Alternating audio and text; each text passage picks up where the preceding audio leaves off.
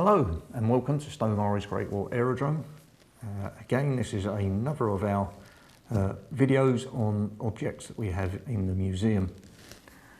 I'm Doug Shorter, I'm the Assistant Curator, and today we will talk about the Zeppelin Raids and the methods used in the early days to try and counter them.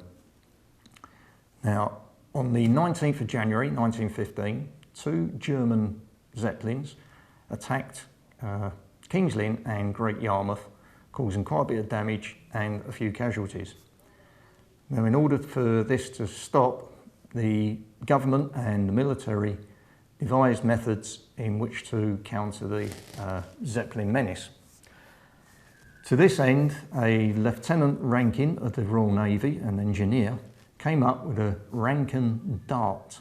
This was a tin plate tube with a hard nose and three fins, which were basically like grapples, so that when dropped from an aeroplane from above the Zeppelin, it would penetrate the outer skin, go through the gas bag, ripping it open, allowing oxygen to mix with the hydrogen, and the phosphorus-based propellant in the dart would cause the explosion and the fire, which would destroy the Zeppelin.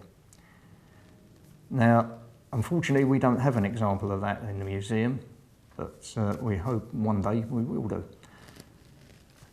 But what we do have are later versions. These two bombs that you see here are hand-released bombs, which would be dropped from an aeroplane.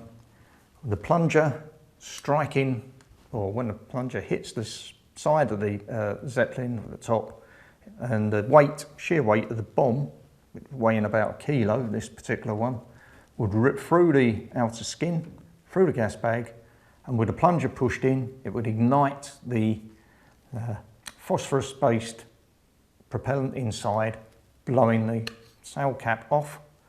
The flame would come out, and again, same thing, the hydrogen would mix with the air and cause the fire to spread throughout the gas bag and then the whole of the Zeppelin.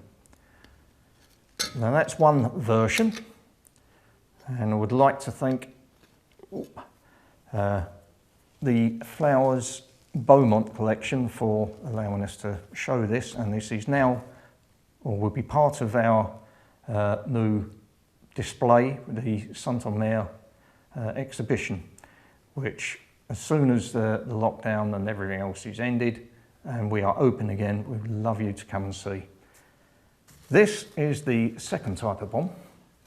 Once again, a plunger, much heavier. This is about 2 kilos, so it can, and bigger, so it can do a lot more damage. Same principle, plunger is pushed in when it hits the side of the Zeppelin, and the flame shoots out the tail, again igniting the hydrogen mixed with the oxygen. Problem with these is that the aeroplane had to get above the Zeppelin.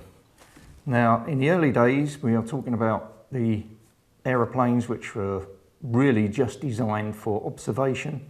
They were never intended to be used as any form of interceptor. And they were slow, ponderous, low-powered engines.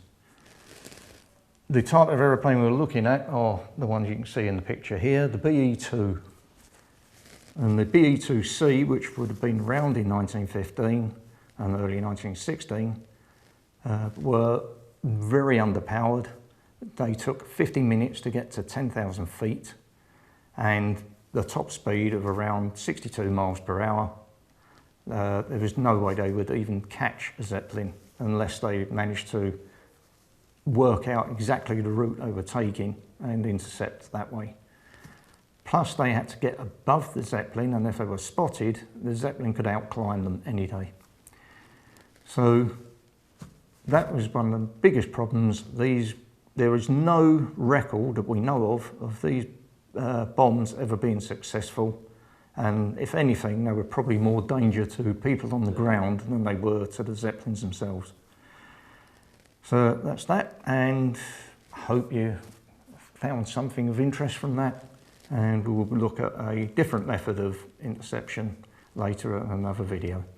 Thank you for watching, and if you want more information both about our Saint-Omer exhibition and the museum as a whole, and when we are open again, please go to www.stowmaries.org.uk. Thank you for listening.